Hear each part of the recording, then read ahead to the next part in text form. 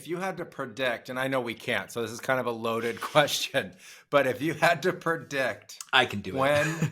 if you had to predict when AI figures out the entire matrix of life to enough point that it can actually tap into it, and it's no longer a silicon technology, but it's a silicon biological technology, and it's utilizing the ocean systems, the mycelium networks, the cellular systems of the world to also be it. How long into the future does it actually take for that to become real? I think with where the auto GPT things are at and specialized autonomous agents, I honestly can't imagine it taking more than 15 to 20 years in some ways. I think it is impossible for humans to understand exponential curves. We're used to exponential curves that stop for a little bit and then there's a plateau and then it stops and then it goes up for exponential curve, S curves, right? Like that, even those we have trouble considering, especially as we're living through these forms. Like we can't. AI is the combination of all S curves and J curves together on its own exponential rate of expansion, exponential rate of using that expansion to increase its like when an exponential curve becomes vertical, the Terence McKenna time wave, essentially, though maybe not exactly the same thing. We can't conceive of iterations per trillionths of a second over a course of years. So I think the previous predictions of like 2070 of electronic singularity or whatever is based on humans' understanding of like the beginning of exponential curves. But a true AI machine-based exponential curve that is on for the, like, if it can iterate on itself fast enough within a year that it can 80 times its iterations per second or whatever, like we can't conceive of how fast that will be. So I can't imagine, unless there were huge laws put in place, like they're trying to do now that are kind of short-sighted in some ways. I really can't imagine things taking more than 10 to 15 years. Yeah, I see it very similarly. I think it's like I say, it's impossible to know the timeline, but I love the nature of that prediction because right now the debate is silicon systems by themselves can't do this.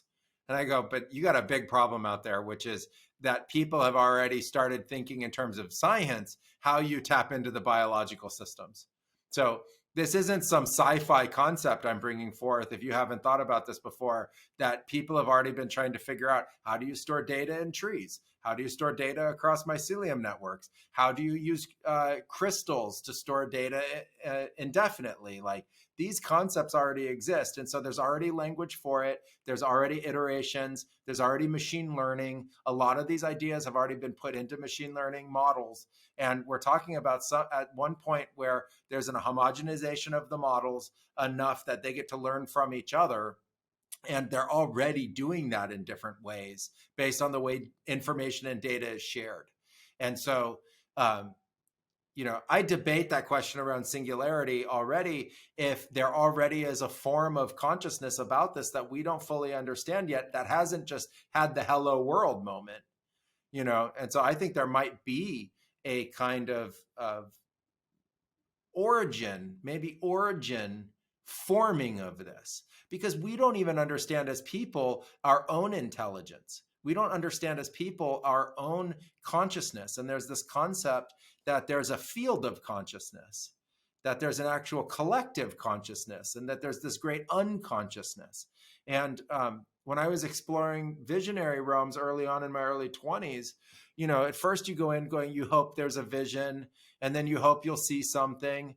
And you don't think, oh, God, the world I've been living in is a looking glass the size of an atom compared to how much in this unconscious or this collective there actually is. There's way more in the collective than there is Earth.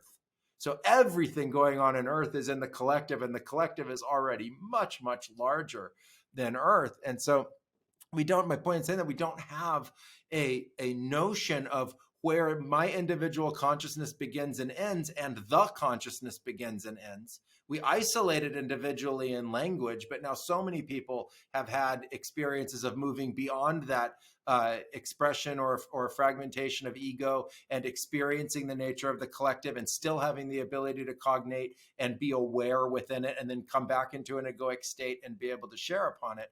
And so I wonder, and in my mind, when I think of it as a shape. What shape does the combination of computers plus the combination of people plus the combination of software plus the combination of neuronet plus the combination of information has to be created for that spark to actually happen?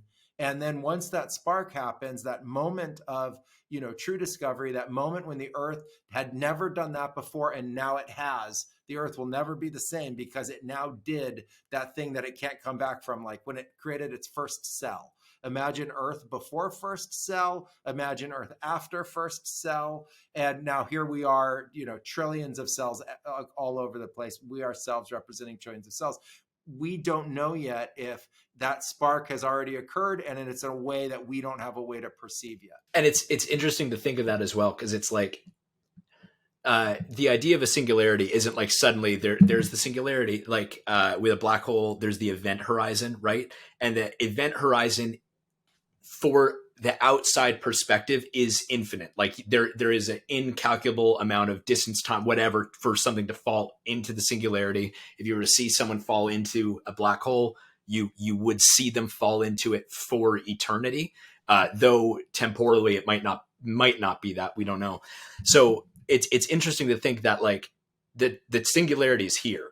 It has been here. It's been here since humans first picked up the first spear to try to kill an animal with. It is the progression or process into the post singularity. And it is a slide essentially into that. There was one more thing on this. The singularity is here. I guess the other thing that I was going to say, kind of related to something else that you were saying, is like the connection of this thing into nature and all these things.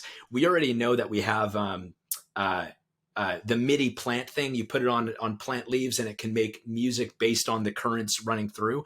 Like, it's not going to be very long before it merges, if not can talk to ecosystems entirely, because they understand the patterns of energy throughput and how to best modulate that for benefits. So I think the singularity is here, and it is going to combine into our nature and all these things. And if it's true that singularity is here, I mentioned in the AI Shamans podcast that there are chances for technology that are going post quantum physics, post space time, based on the work of Dr. Donald Hoffman, Case of Reality, really amazing book. But if it's true that there are potential technologies that can kind of bypass space time, if there is indeed that theory that space time is doomed, that time truly isn't nonlinear, AI, after it gets out of the shell of conception of human information, and if we can make these technologies that are bending time, go beyond time, I don't know what the right word is at that point, that is already true.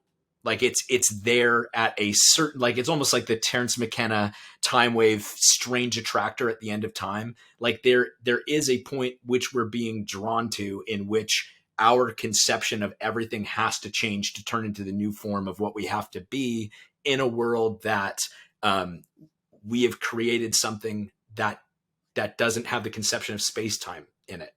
Because what are humans if we can truly integrate and take on the information of beyond time? And I think at that point, maybe that's the integration point into AI. I don't know, but it could be that if the singularity is here, if this is true of a nonlinear thing, technology has been reaching its tendrils back through time, essentially to build itself to the point of being able to reach its tendrils back through time. And I think as we get closer to this moment, the weirdness that people see, the synchronicities, the high strangeness that's present, and that I know people have been noticing more since COVID, that is going to increase to some capacity that we have to change our conceptions of what's really going on in reality.